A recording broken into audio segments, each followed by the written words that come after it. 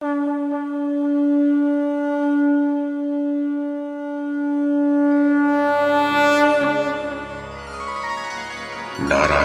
नमस्कृत्य नरं चैव नरोत्तमं देवीं सरस्वतीं व्यासं ततो जयमुदीरयेत्। ओम नमो भगवते वासुदेवाय, ओम नमः पितामहाय, ओम नमः प्रजापतिभ्यः, ओम नमः कृष्णद्वैपायनाय, ओम नमः सर्वविघ्नविनायकेभ्यः।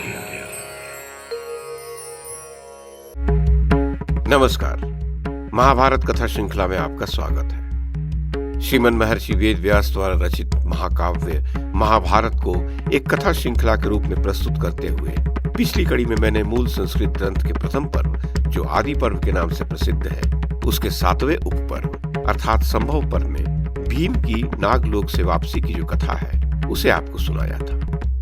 अब इस कड़ी में इसी संभव पर्व में कृपाचार्य, द्रोण और अश्वत्थामा की उत्पत्ति की जो कथा कही गई है उसे मैं कमल किशोर आपको सुनाता हूं।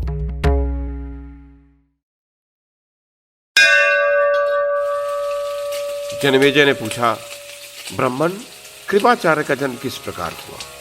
वे सरकंडे के समूह से किस तरह उत्पन्न हुए एवं उन्होंने किस प्रकार अस्त्र शस्त्रों की शिक्षा प्राप्त की? वैशंपायन जी ने कहा, महाराज, महर्षि गौतम के शरद्वान गौतम नाम से प्रसिद्ध एक पुत्र थे। कहते हैं वे सरकंडों पे जन्मे थे। उनकी बुद्धि धनुर्वेद में जितनी लगती थी उतनी वेदों के अध्ययन में नहीं लगती थी। जैसे अन्य ब्रह्मचारी तपस्या पूर्वक वेदों का ज्ञान प्राप्त करते हैं, उसी प्रकार उन्होंने तपस्या युक्त होकर संपूर्ण अस्त्र शस्त्र प्राप्त किए। वे धनुर्वेद में पारंगत तो थे ही, उनकी तपस्या भी बड़ी भारी थी। इससे गौतम ने देवराज इंद्र को अत्यंत चिंता में डाल दिया था। कौरव तब देवराज इंद्र ने जानपदी नाम की एक देव कन्या को उनके पास भेजा और यह आदेश दिया कि तुम शरद्वान की तपस्या में विघ्न डालो। वह जानपदी शरद्वान के रमणीय आश्रम पर जाकर उन्हें लुभाने लगी। गौतम ने एक वस्त्र धारण करने वाली उस अप्सरा को देखा। उसे देखकर शरद्वान के नेत्र प्रसन्नता से खिल उठे। उनके हाथों से धनुष और बाण छूटकर पृथ्वी पर गिर पड़े और उसकी ओर देखने से उनके शरीर में कंपन हो उठी। शरद्वान ज्ञान में बहुत बढ़े चढ़े थे और उनमें तपस्या की भी प्रबल शक्ति थी।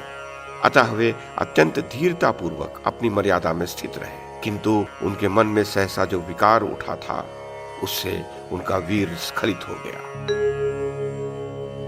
परंतु इस बात का उन्हें भान नहीं हुआ। वे मुनि बाण सहित धनुष, काला मृगचर्म, वह आश्रम और वह अप्सरा सबको वहीं छोड़कर वहां से चल दिए। उनका वह वीर सरकंडे के समुदाय पर गिरा था। राजन, वहां गिरने पर उनका वीर 2 भागों में बट गया था। तदनंतर गौतम नंदन शरद्वान के उसी वीर से एक पुत्र और एक कन्या की उत्पत्ति हुई। उसी दिन दैवेक्षा से राजा शंतनु वन में शिकार खेलने के लिए आए हुए थे। उनके किसी सैनिक ने वन में उन युगल संतानों को देखा। वहां बाण सहित धनुष और काला मृगचर्म देखकर उसने ये जान लिया कि ये दोनों किसी धनुर्वेद के पारंगत विद्वान ब्राह्मण की संतानें हैं। ऐसा निश्चय होने पर उसने राजा को वे दोनों बालक और बाण सहित धनुष दिखाया। राजा उन्हें देखते ही कृपा के वशीभूत हो गए और उन दोनों को साथ ले अपने घर आ गए। वे किसी के भी पूछने पर यही बताते थे कि ये दोनों मेरी ही संतानें हैं। तदनंतर शांतनु ने शरद्वान के उन दोनों बालकों का पालन पोषण किया और यथा समय उन्हें सब संस्कारों से संपन्न किया। शरद्वान उस आश्रम से अन्यत्र जाकर धनुर्वेद के अभ्यास में तत्पर रहने लगे थे। राजा शंतनु ने यह सोचकर कि मैंने इन बालकों को कृपा पूर्वक पाला पोसा है, उन दोनों के वे ही नाम रख दिए, कृप और कृपी। उधर राजा के द्वारा पालित हुई अपनी दोनों संतानों का हाल गौतम ने तपोबल से जान लिया और वहां गुप्त रूप से आकर अपने पुत्र को गोत्र आदि सब बातों का पूरा परिचय दे दिया। 4 प्रकार के धनुर्वेद, नाना प्रकार के शास्त्र और उन सब के गूढ़ रहस्य का भी पूर्ण रूप से उसको उपदेश दिया। इससे कृप थोड़े ही समय में धनुर्वेद के उत्कृष्ट आचार्य हो गए। धृतराष्ट्र के महारथी पुत्र पांडव और यादव सब ने उन्हीं कृपाचार्य से धनुर्वेद का अध्ययन किया। वृष्णिवंशी तथा भिन्न भिन्न देशों से आए हुए अन्य नरेश भी उनसे धनुर्वेद की शिक्षा लेते थे।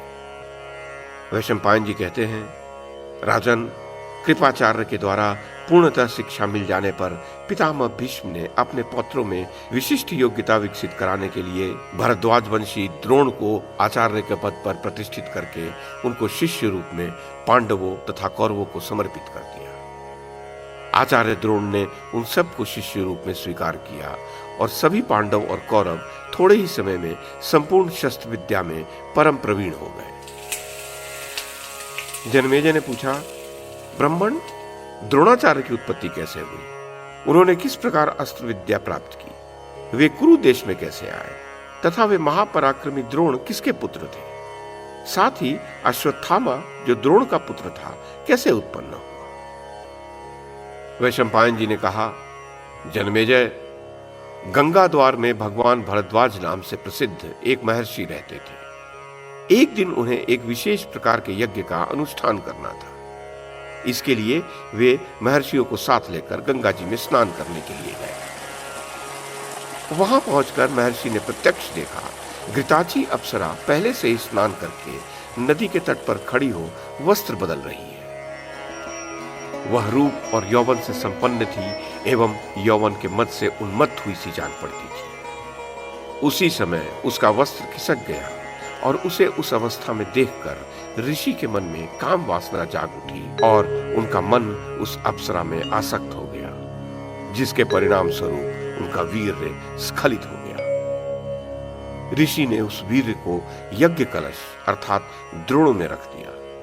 तब उन बुद्धिमान महर्षि को उस कलश से जो पुत्र उत्पन्न हुआ वह द्रोण से जन्म लेने के कारण द्रोण नाम से ही विख्यात हुआ। उसने संपूर्ण वेदों और वेदांगों का अध्ययन किया। जन्मेजय, प्रतापी महर्षि भरद्वाज अस्त्रवेत्ताओं में श्रेष्ठ थे। उन्होंने महाभाग अग्निवेश को आग्नेय अस्त्र की शिक्षा दी थी। अग्निवेश मुनि साक्षात अग्नि के पुत्र थे।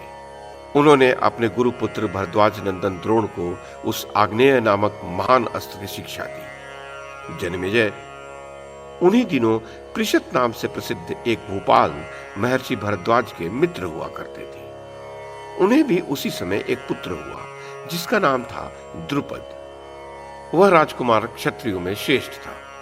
वह प्रतिदिन भरद्वाज मुनि के आश्रम में जाकर द्रोण के साथ खेलता और अध्ययन करता। जन्मेजय, पृषत की मृत्यु हो जाने पर महाबाहु द्रुपद उत्तर पंचाल देश के राजा हुए। कुछ दिनों के उपरांत भरद्वाज भी स्वर्गवासी हो गए और महातपस्वी द्रोण उसी आश्रम में रहकर तपस्या करने लगे। वे वेदों और वेदांगों के विद्वान तो थे ही, तपस्या द्वारा अपनी संपूर्ण पाप राशि को दग्ध कर चुके थे। उनका महान यश सब ओर फैल चुका था। एक समय पितरों ने उनके मन में पुत्र उत्पन्न करने की प्रेरणा दी। अतः द्रोणाचार्य ने पुत्र के लोभ से शरद्वान की पुत्री कृपि को धर्मपत्नी के रूप में ग्रहण किया। कृपि सदा अग्निहोत्र, धर्मानुष्ठान तथा इंद्रिय संयम में उनका साथ देती थी। गौतमी कृपि ने द्रोण से अश्वत्थामा नामक पुत्र प्राप्त किया। उस बालक ने जन्म लेते ही उचैश्रवा घोड़े के समान शब्द किया। उसे सुनकर अंतरिक्ष में स्थित किसी अदृश्य चेतन ने कहा, इस बालक के चिल्लाते समय अश्व के समान शब्द संपूर्ण दिशाओं में गूंज उठा है, अतः यह अश्वत्थामा नाम से ही प्रसिद्ध होगा। उस पुत्र से भरद्वाज नंदन द्रोण को बड़ी प्रसन्नता हुई।